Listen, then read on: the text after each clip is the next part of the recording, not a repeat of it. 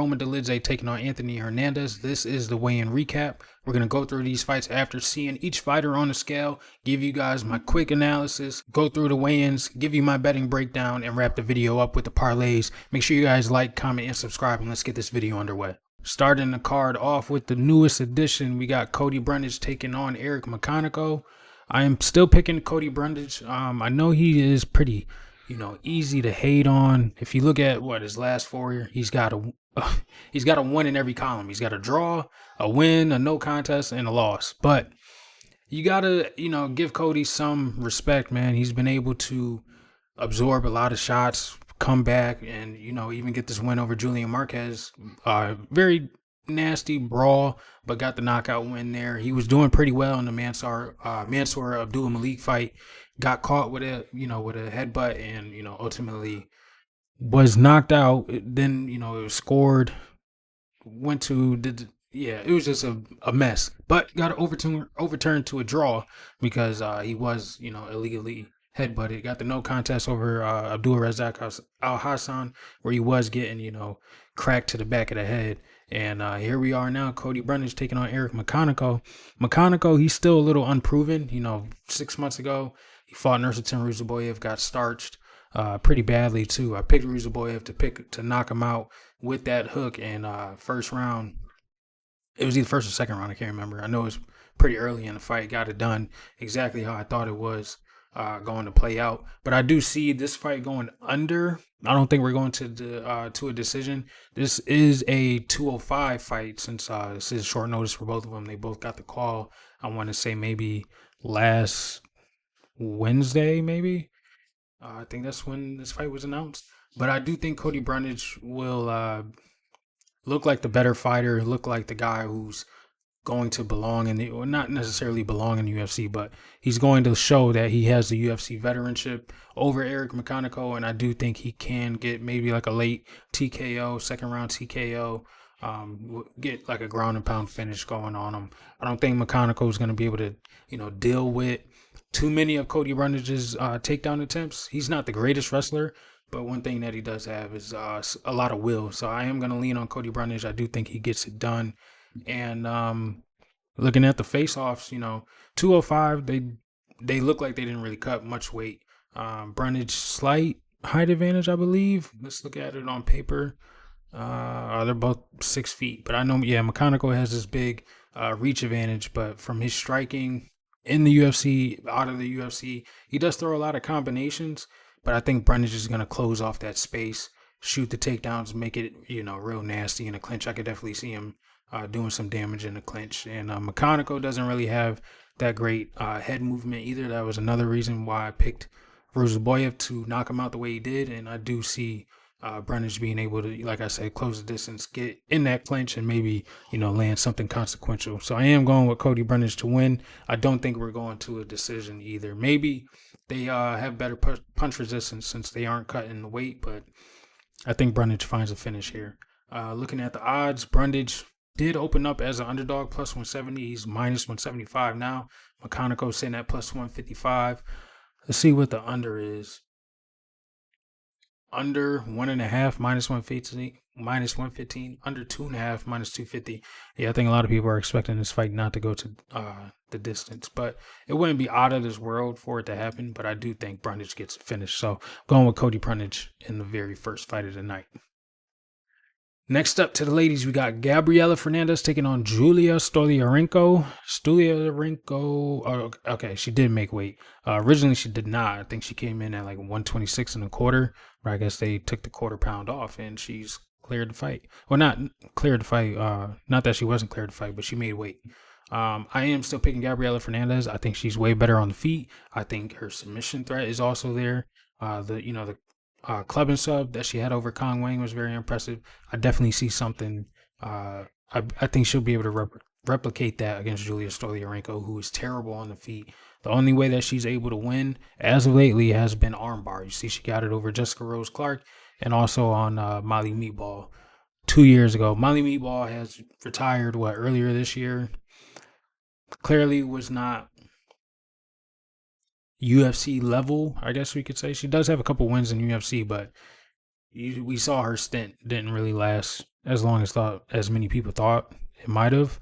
But yeah, Julia getting knocked out last year and a half ago. Luana Carolina also got knocked out by Chelsea Chandler nearly 3 years ago. Seeing how Chelsea Chandler has made out in the UFC, getting knocked out by Jocelyn Edwards, who's also on this card, doesn't really fare well for those wins to be on her record. I think Gabriela Fernandez can knock Julia Stolieranko out on the feet. Maybe she gets a submission of her own. Stolieranko, she does have one submission loss, 4 TKO losses. So I definitely see Gabriela Fernandez finishing Julia Stolieranko. Method of victory could be tricky though, because like I said, Gabriela Fernandez does have a solid jiu-jitsu game about her. So I'm going with Fernandez to get it done inside the distance. And here is the face-off. Julia slightly taller, does have like an inch and a half height advantage over her. But when she was on the scale, she did not look like she wanted to be here at all. She looks, even in this face-off, you could tell she kind of looks really depleted. I'll zoom in a little bit. She looks pretty depleted and just, she looks like the older woman. So I definitely think Gabriela Fernandez is going to find a finish. She's young, she's prime. Not to say that Stolieranko is old or anything, but it's hard to pick a 11-8-1 fighter against a surging, not necessarily contender, but she's definitely making her rounds in UFC. The win over Carly Judice is aging pretty well. Judice looks to be surging. I know she had was she 0-2 in the UFC, I believe, up until recently. 0-2, 0-1, but she's starting to look like she's got the puzzle put together, and a win over Carly Judice I think is going to age pretty well. Give it like another year and a half. So I'm going with Gabriela Fernandez, and let's take a look at the odds. Heavy favorite, -400, +300 for Julia. The under sits at -175. Like I said, that finish ability from Gabriela Fernandez is definitely going to be there. Wonder what Fernandez by decision is. +230. Yeah. Plus money on the decision for a women's fight. That's crazy.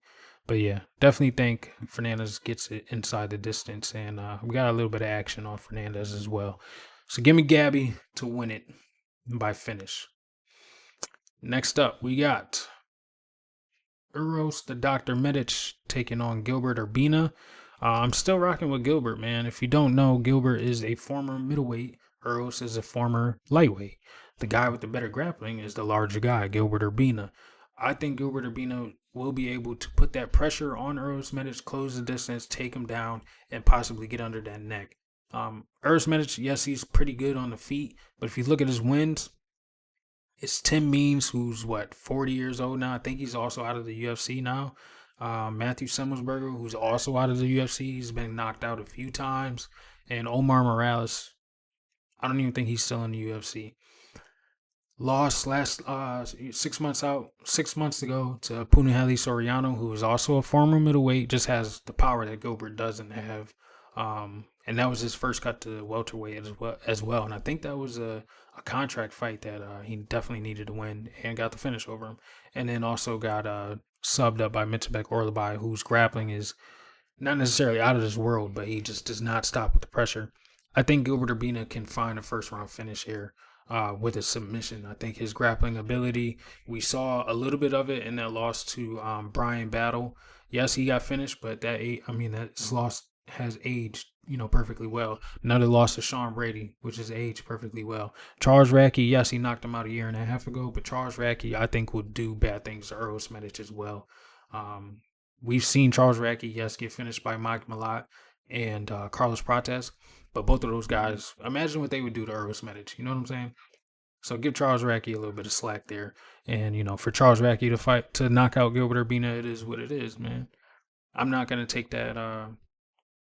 I'm not going to take this loss like it's, the end of the world. And it was also a year and a half ago compared to, Uros getting knocked out earlier this year. So I'm going to take Gilbert Urbina with the pressure, with the wrestling, with the submission threat. And Uros Medic's takedown defense is, not the best.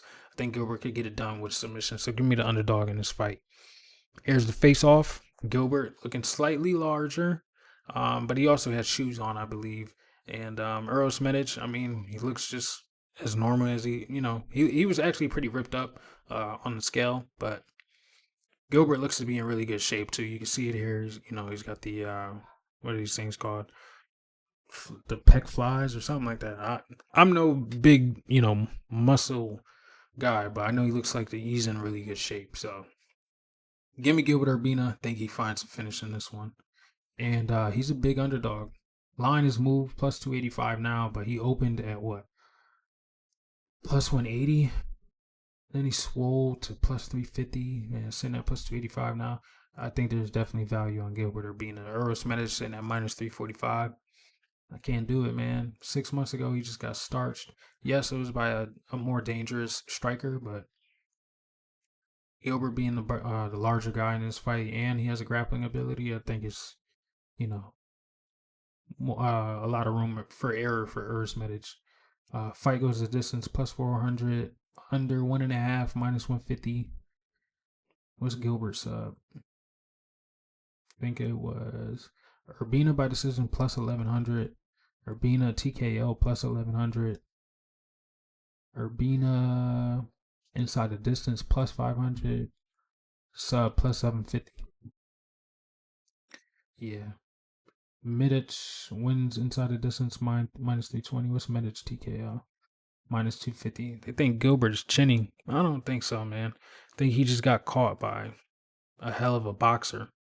More than Raki is a better boxer than Eros is. Eros is more of a technician from the outside, and he's not going to be able to do that with a 4-inch reach disadvantage. So give me Gilbert Urbina, man. I think he gets it done. Next up, we got the ladies. Jocelyn Edwards taking on Priscilla Cachoeira. I'm going with Jocelyn Edwards. That's been the pick. Now, one thing to mention, though, she did miss weight. I think she came in at 136.5. And you're not allowed that half-pound grace. She already got the pound over. But yeah, she came in overweight. Didn't look like the cut was hard. It's just Jocelyn Edwards is a pretty, thick girl. She's a pretty thick girl, if you know what I'm talking about. But in this matchup, I'm still gonna be picking her. Don't think the weight miss affects anything.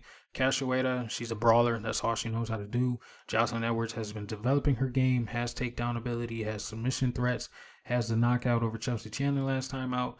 Also has the rear naked choke over Tamaris Vidal 9 months ago. Yes, she lost to Eileen Perez, but Eileen Perez is top 10 in the women's bantamweight division, and then a loss to Nora Cornell. That one's a little tricky.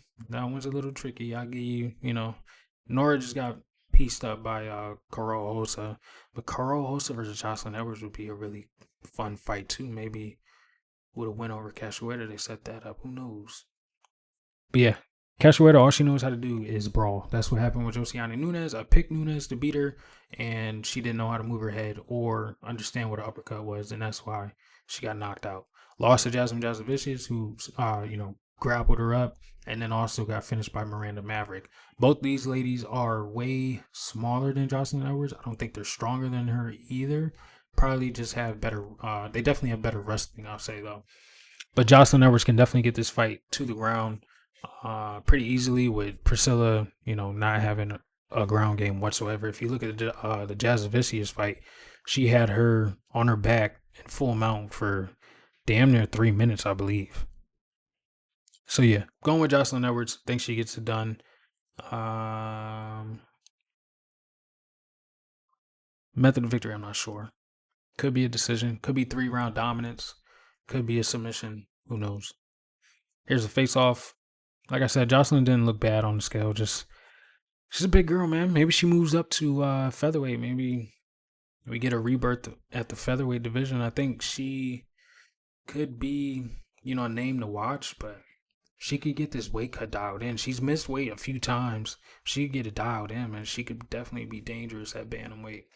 But yeah, I like Jocelyn Edwards. You see Cachoeira, always looks like a brawler. Shaved head is what it is. Yeah, should be a fun fight. I'm going with Jocelyn Edwards to win. However, not really sure how she gets it done, but I'll probably lean decision.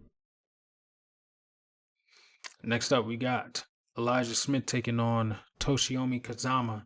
Pick has been, will be, and will continue to be Elijah Smith.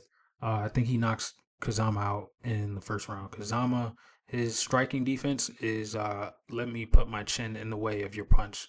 And a guy like that getting knocked out by Garrett Armfield, getting knocked out by Renya Nakamura, who is pretty good. Nakamura just finished Nathan Fletcher and then also got knocked out, before he made it to UFC. Elijah Smith should be able to do the same thing. He has pretty good straight shots. Went, tooth and nail with Aaron Tao, but Aaron Tao was he's a short, stocky. Excuse me, I almost choked on my saliva. But Tao, yeah, he's a short, stocky. I think he's from New Zealand or something like that. Dude with he got the tat all over his mouth. But yeah, he took some pretty big shots. And Tao even said he doesn't watch tape on who he's about to fight. So it was impressive for him to go to the decision. But Elijah Smith had him hurt a few times. The third round did get a little testy because Tao was pretty tough and he started to turn up the pressure. But KAZAMA, he's, like I said, all gas, no brakes. He's coming at you at the first round recklessly, and Elijah Smith should be able to counter the pressure, cut the angle, and find the shot. So give me Elijah Smith in the first round for sure, knockout. There's a face-off, and I was saying this when I was watching the face-offs. It looks like KAZAMA has already been sparring and getting beat up. So another red flag there. His face is all red and pounded up. I definitely think Elijah Smith is going to knock him out within one round. So give me Elijah Smith, man. Look at the odds. Minus 800, heavy favorite. Plus 550. Let's see what the first round knockout is. Probably like minus 200, I think. Fight ends in round one, minus 150. Elijah Smith, round one. Oh, wait. This is the wrong fight. I'm sorry. Elijah Smith, minus 8. Yeah. Fight ends in round one, plus 115. Elijah Smith, round one, plus 105. Oh, you're getting plus money on it. Not much, but hey, I definitely think he gets it done. Next up, we are going to Juicebox Julius Walker taking on Rafael Cerqueira. I am going with Juicebox Julius Walker, and I don't follow him on X, but he popped up on my For You page, whatever it was, and he showed showed the difference between his weight cut for the Alonzo Menifield fight and this fight. I actually want to pull it up for you guys because it is pretty significant of a change. Yes, that fight was on short notice, but he also looks completely different. So let me pull that up for you guys really, really quick. Boom. Yeah, here we go. Look at the difference, man. This was the Alonzo Menifield fight. This was today. Looks completely, locked in. Incredible shape.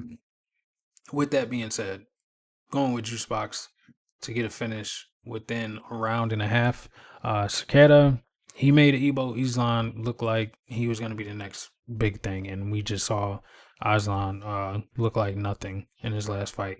Modestas Bukakas, I'm not super high on. Like, I don't think he's gonna fight for a title or anything, but I definitely think he can be ranked. But I called the knockout on that fight as well, and he got it done. So 2 knockouts in Cerqueira's UFC career. I definitely see a third one coming. Juicebox making this, his debut against Alonzo Menifield, who's a large 205er, and he just got caught, shooting for takedowns, but he was able to take some big bombs from Alonzo Menifield.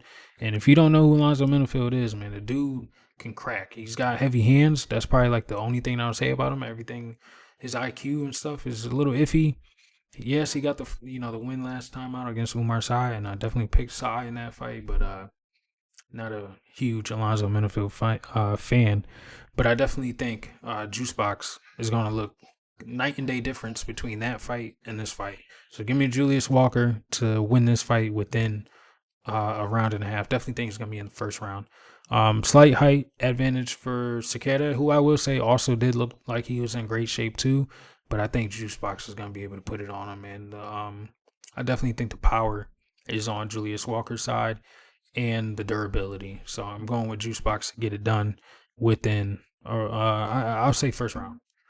Julius Walker, heavy favorite as well, minus 725. Rafael Cerqueira, plus 525. Over a round and a half, minus 360. Ah, this keeps pulling up the wrong fight. I don't know why it keeps doing that. Maybe my eyes are deceiving me. It's been a long day. Internet was out for a while, so this video would have been done, a lot earlier. But it is what it is, man. Over 1.5 plus money actually plus 180. Under 1.5 minus 220.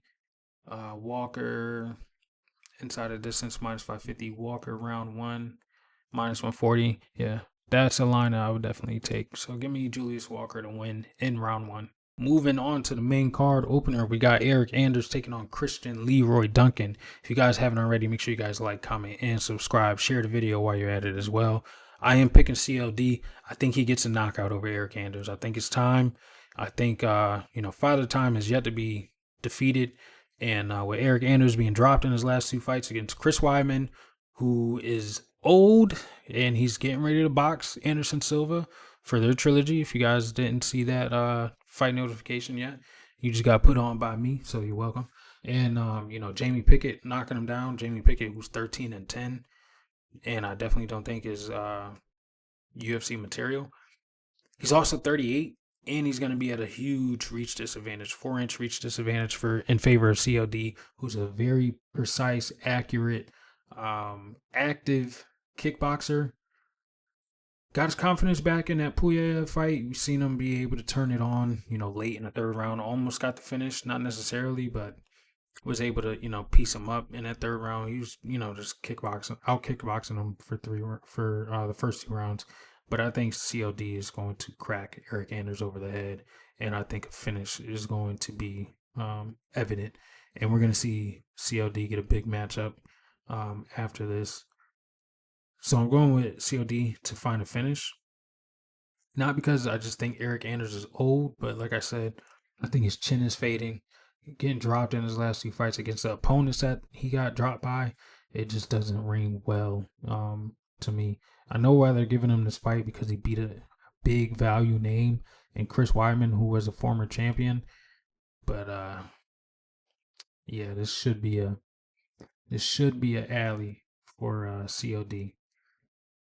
Here's a face-off. Eryk does look, he looks a little older in this pick too. CLD looks to be in pretty good shape. Kind of reminds me of RoboCop, who, you guys, if you don't know, RoboCop also beat CLD in a pretty dominant display too. But he was able to survive that. I don't think Eryk would survive RoboCop today or yesterday or the day before. So yeah, I'm going with CLD to find the finish. I think it's going to be a knockout. Probably late. I'll give Eryk probably like late second round. But yeah, I think it's gonna happen.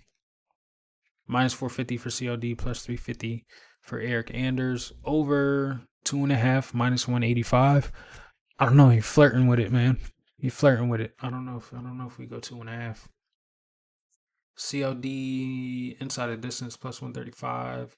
CLD knockout plus 175. So you're getting plus money on the knockout. I think it's coming. So yeah, going with CLD to get the knockout. Next up, we got Miles Johns taking on half of the lock of the week, Gene Matsumoto. Pick has been Gene Matsumoto. He's my lock. I think he can win this fight in 3 different ways. It could be a decision, it could be a knockout, it could be a submission. Miles Johns is pretty durable though, so that's why I didn't pick him to win inside the distance. But one thing I do like for Gene Matsumoto, he can crack. Now, he's not necessarily like the most accurate, precise kickboxer, but like I said, he can brawl, he can take a shot, and he has a lot of activity on his side as well. He did really well in his Bracketona fight.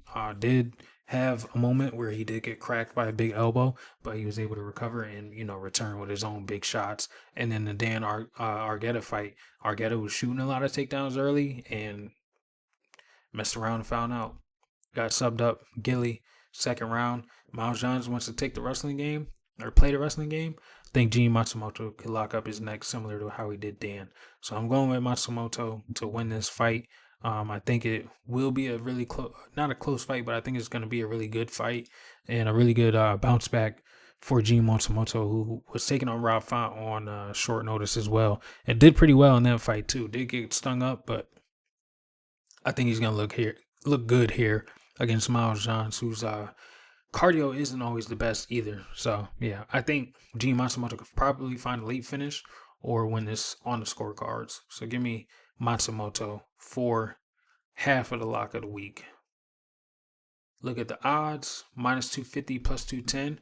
Matsumoto was around minus. Yeah, he opened at what? Opened at minus 400, and I think we got him. I think we got him around minus 260 ish for the lock. For the lock parlay. But yeah, what's I think Matsumoto inside the distance is plus money as well.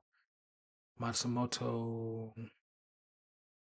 yeah, plus 265 inside the distance. What's the submission prop? Plus 500. There's value on it. There's definitely value.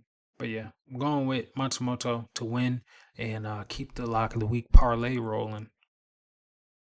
Next up, we got Touchy Philly, Andre Philly taking on Christian Rodriguez. I do like Andre Philly as a dog here, but it just worries me, man. His grappling defense is a little suspect, and I know C-Rod's probably going to come out grappling heavy. It's going to be, can he defend the takedowns in a smaller octagon? And maybe he could do it early, but if C-Rod's able to get him down late when he's tired, when he's gassed, maybe he could slip, the choke in, because I know that's what C-Rod likes to do. Does have a few submission victories on his record. Yeah, 4 sub wins. Does he have one in the UFC? Yeah, Joshua Weems. And that's it. I thought he had another one. But Philly, man, he's a solid UFC veteran. He's 35. He is taller. He is longer. But he's not like I said in the breakdown, C-Rod's a former bantamweight, but Philly's not the largest featherweight either. He's pretty thin. He is pretty elusive, but his takedown defense is just a red flag for me in this fight, which is another reason why I didn't, say he's a lock of the week.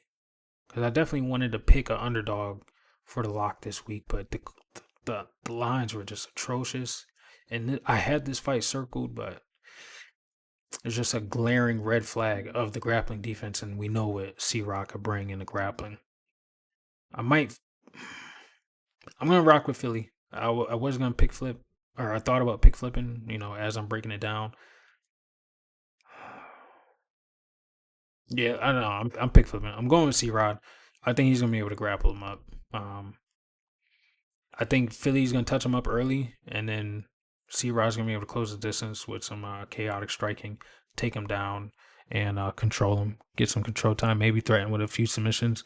But I think he's going to win the decision with the grappling and the wrestling. So, yeah, give me C-Rod. I think he gets it done. Where are we? Minus 235 for C-Rod, plus 200 for Andre Philly. Fight goes the distance. Minus 190. Yeah, I think we're going the distance here. I don't think we get a finish. C-Rod submission plus 450. There's value. There's definitely value. Philly TKO plus 700. I don't know. C-Rod's pretty durable. He's been able to take some big shots. Both of these guys are coming off of losses to MEKHI'S too. Philly got subbed up because he put himself in a guillotine twice. And then C-Rod just lost a tough fight. I think C-Rod's going to win. I try to sell myself on Philly, but I just can't. Yeah, I just can't. Next up, we're going to Yasmin Lucindo versus Boob Implant Angela Hill. If you guys don't know, I got to go back to X on this one. Angela Hill was weighing in and decided to pull out her breast implants. And I don't know what to say. I really don't know what to say. I'm gonna pull it up. Yeah, look, everyone was. I can't believe it. Okay, maybe we can't find it that way. Do I gotta put in breast? There we go. Yeah. Look at this. taking out her breast implants before she weighed in. Like, come on, yo, what are we doing? What are we doing here? With that being said, I'm going with the tits. No, I think Yasmin Lucindo wins this fight. I think she got her lesson already by the veteran Amanda Lemos. I think she's going to be able to bounce back and be more active. Definitely. I don't think Angela Hill is going to be able to, wrestle her up for 3 rounds and control her. I think Lucindo is going to be too elusive on the feet for her. I think it's going to look similar to like this Tabitha Ritchie fight. Ritchie was pretty quick, pretty explosive, was able to stay outside too and avoid a lot of Angela Hill's grappling. I think it's going to look similar to that. I think Lucinda wins. Maybe it's a split decision. Maybe you got, put some action on Yasmin Lucindo to win by split. Could be interesting. Angela Hill's talking about with a win here. She's close to a title shot. She is not. Neither one of these ladies are. They definitely need 2 to 3 more wins before we even talk about a title contender fight. But yeah, I think Lucindo gets back on track. Super young, definitely has a speed advantage, kickboxing advantage as well too.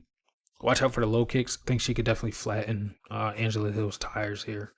So I'm going with Lucindo. Not a very confident pick, but I think she can win a decision. Angela is slightly taller, definitely more muscular. This is the male version of Neil Magny. That's like the running joke about her and Neil Magny. I don't think they've ever been on a card together. That's the comedy of it. But yeah, I think Lucinda wins. It's just not a super confident pick for me. Minus 182, plus 157 for the ladies. Over is probably what? Minus 700, like I said. Lucindo by decision minus 175. Might as well just play the money line. I'm not touching this fight. I don't think I have any action on it. Yeah. I'm staying away from it actually. Yeah. Lucindo split decision. What's the number on that? Gotta be what? +3. Lucindo plus 300. Yeah, staying away. Co-main event of the evening: Steve Astro Boy ERCEG taking on all day the Jamaican sensation Osbourne. Lock of the week: Steve ERCEG to find a knockout or a submission inside the distance. He's gonna look miles above Ode Osbourne. I know Osbourne is, does have pretty quick hands, but one thing I don't like about Ode Osbourne is his grappling defense, his submission defense, or his chin. We've seen Manel Kopp finish him. We've seen him finish by Asu Amabayev. Jafael Filo subbed him up. Lost to Ronaldo Rodriguez. He had him hurt in that fight. Definitely cracked him in the very first round. But Rodriguez was able to overcome with the grappling. And Steve ERCEG, if you guys don't know, he's very well rounded. It hasn't really shown his grappling abilities in the UFC other than this. It's not here, but the David Dvorak fight where he almost finished him with the submission with the ghillie. But yeah. Steve ERCEG is nasty, man. I know he's got these 3 straight losses, but it's to champions and to a title challenger. Whereas Ode Osbourne is losing against Ronaldo Rodriguez, who is not even ranked. Losing to Jafael Filo, who is not ranked and was also gone from the UFC for like 2 years. And then Asu Amabayev, yes, he just beat Jose Ochoa, who I picked as a lock of the week, but his wrestling is pretty solid. And he also got finished by Manel Kopp, similar to Ode Osbourne. But Steve ERCEG, yes, he's at a reach disadvantage, but I think he enters the pocket better than Ode Osbourne. Ode walks into the pocket, Steve will, shuffle in and get out.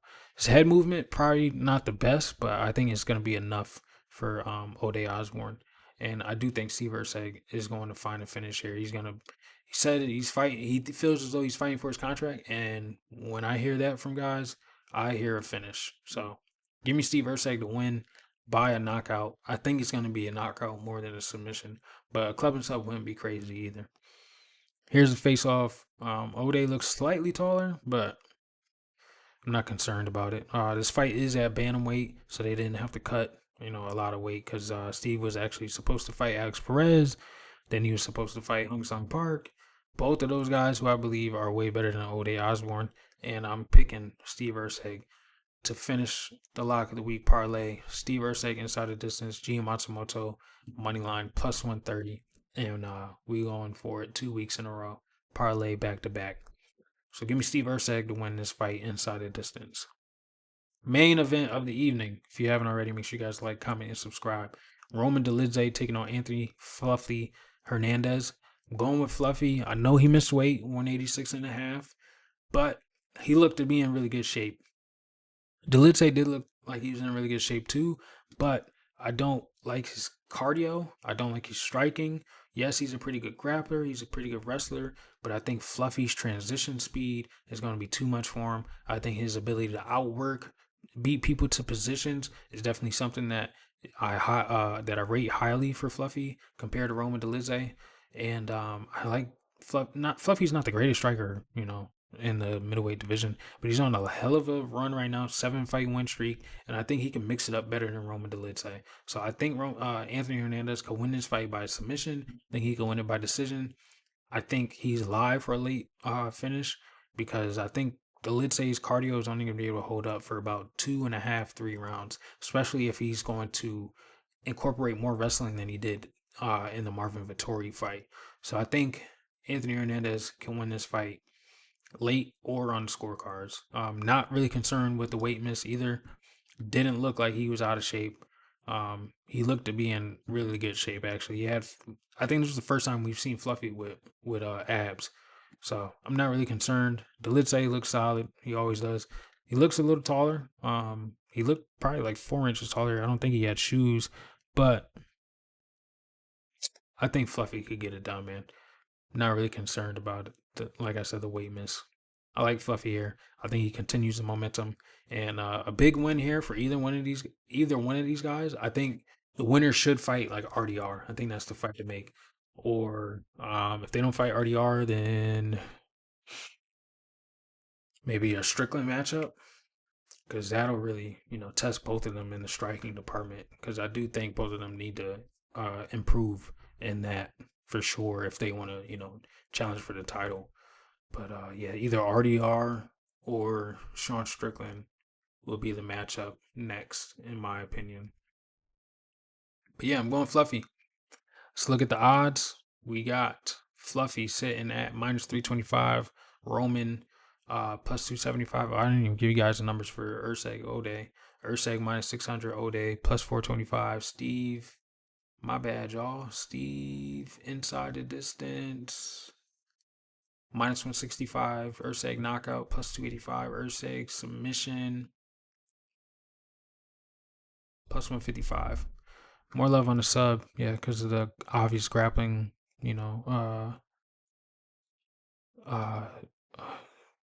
miscues by Ode Osbourne. But yeah, Roman Dolidze plus 275, Anthony Hernandez -325. Anthony sub plus 240, inside the distance plus 120. Dolidze, what's Dolidze to win by decision? Plus 800. Damn, that's a lot of value there. Could he bank 3 rounds and force Hernandez to win the last 2? You never know. Plus 800 is really good value. I might have to take a stab at that. But I'm going with Anthony Fluffy Hernandez to win and continue the streak. I don't think Roman Dolidze is going to beat him. Really good matchup. The card on paper and looking, on paper is I gotta give it like a 4.5. But with these cards, like we just saw last week, I definitely think last week's card was way better. Even with the fighters up there. But yeah, this one's probably like a 4. Last week I'll probably give it like a 7. And a lot of people didn't think it was going to be as good as it was, but there were some pretty good names up here. This is a pretty good prospect matchup. Ketlin and Piera. Austin Bashi was able to fight. Puyev, I really like. Rinya Nakamura. Kevin Vallejos, Danny Silva. This was a banger. Even though I don't really like neither one of these guys, the unction was pretty solid. I like Kuro Rosa. Esteban Rivas, Brenner was a banger. Chris Duncan, Mateos for Becky was a banger. Tatsuda Taira showed up. Hung Sung Park was pretty solid. It was a pretty solid card. This week though, that ain't it, man. But let's get to the parlays that you've all been asking for. And to start it off, we are going with the under 1.5 in the Smith versus Kazama fight. Edwards money line, Fernandez inside the distance plus 328. Then we got Brundage money line, Matsumoto inside the distance plus 546. And then we're wrapping it up with Christian Leroy Duncan knockout. Gilbert Urbina money line plus 1,018. Like I said before, don't really like this card, so I'm keeping the volume low. If you want some more plays, send me, some money. I'll drop my Cash App in the bio if you want, and we could put some more plays out there. Me and you, whoever donates the most money. But yeah, that's what I got for you guys. Let me know what you think. Let me know what you guys rate this card. Let me know about the picks. I am, like I said before, I'm pick flipping. I'm picking C-Rod over Andre Fili.